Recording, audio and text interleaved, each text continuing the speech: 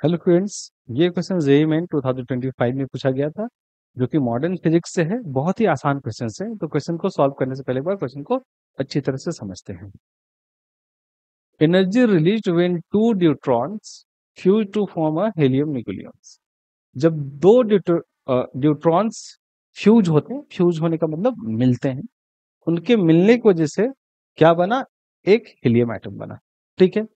इस प्रोसेस में कुछ एनर्जी है वो रिलीज होगा। जो एनर्जी रिलीज होगा उस एनर्जी को निकालना है। ऐसे है, दो न्यूट्रॉन,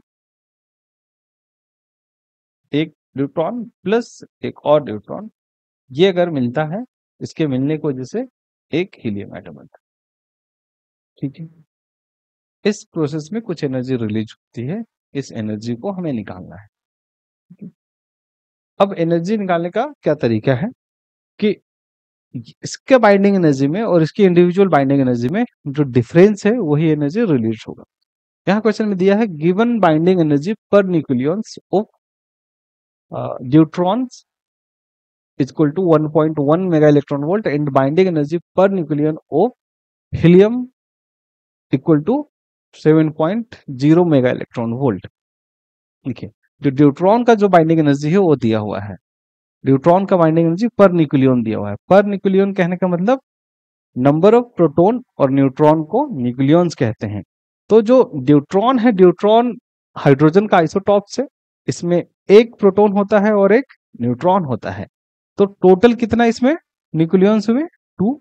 और एक न्यूक्लियंस के लिए कितना एनर्जी है? Binding energy 1.1 mega electron volt. तो 1.1 मेगा इलेक्ट्रॉन वोल्ट। बट ऐसे ऐसे दो हीलियम एटम्स हैं, तो 2 से और मल्टीप्लाई करना होगा।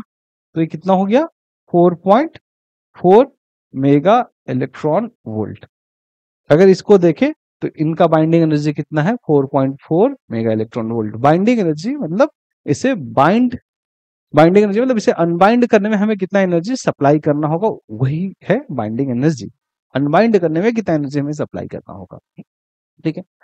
अब इसकी बात करते हैं, हीलियम एटम की बात करते हैं। ठीक है।